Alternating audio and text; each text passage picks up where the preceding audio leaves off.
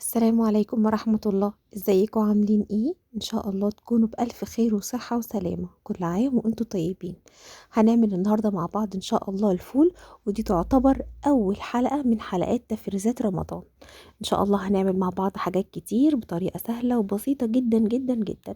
الفول النهاردة هنعمله بكيلو من الفول، وهيطلع معاكم ما شاء الله لا قوة الا بالله اكتر من 6 كيلو فول. انا قلت اعمل تجربة كده معاكم، ان انا اوزن الفول بعد ما يخلص ويتغلف، واشوفه هيجيب قد ايه. ما شاء الله لقيت الميزان عامل اكتر من 6 كيلو.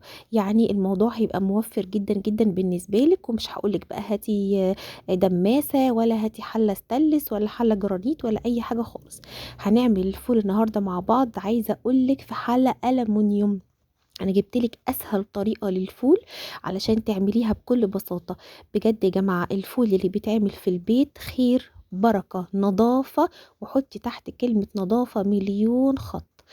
يلا بينا هنعمل الفول بطريقة سهلة جدا جدا وسريعة، وان شاء الله بإذن الله هقولك على تركاية بحيث ان الفول ما ياخدش وقت على النار. لا هقولك حطي كربوناتو ولا ملح ليمون ولا اي حاجة خالص. هقولك ان شاء الله هنعمل ايه مع بعض، وخدي بالك من الخطوات اللي معايا، وانا هقولك على مقادير كيلو من الفول. معايا كيلو من الفول، طبعا غسلته مرة اتنين تلاتة. اول حاجة خالص عملتها ان انا نقعته 3 ساعات. بعد 3 ساعات من النقع، وما تستغربوش من وقت النقع يا جماعة، لان ده بيسرع تسوية الفول. نقعته 3 ساعات، وبعد ال3 ساعات بصوا الفول حلوة وكبيرة ازاي.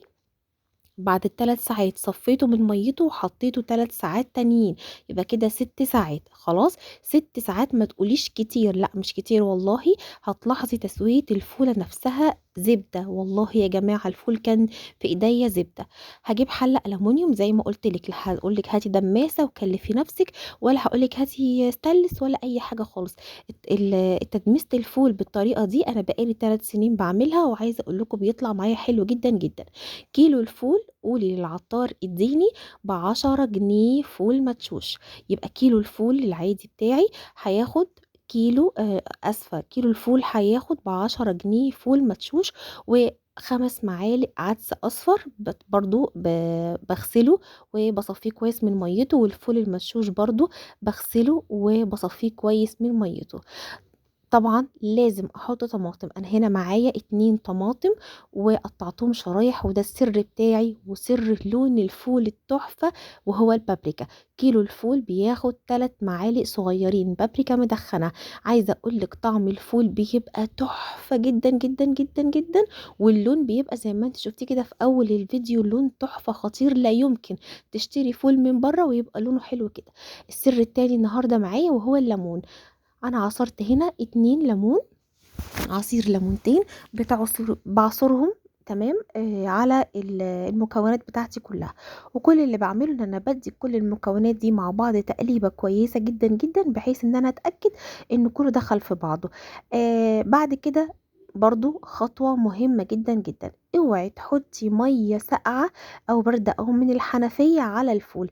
لازم تكوني مجهزة يا اما كاتل يا اما حلة مية كبيرة فيها مية مسخناها على النار. اهم حاجة ان الفول ما ينفعش انزل عليه بمية باردة ابدا. حتى اثناء التسوية انا عندي كاتل مثلا مسخناه، عندي حلة، عندي كسرولة فيها مية سخنة، لازم تبقى جاهزة علشان اقدر ان انا ازود الفول اثناء التسوية. وعايزه اقولك ان انا ما زودتش الفول غير مره واحده بس. يلا بينا على نار الاول عاليه. مع اول غلوه للفول ابدا ان انا اوطي عليه توطيه الرز. بوطي عليه خالص. انا هنا اهو حطيته على النار، واول ما بدا ان هو يغلي مع اول غلوه ليه عملت ايه؟ وطيت توطية الرز وغطيت عليه، ما فتحتش عليه ابدا غير بعد ساعتين.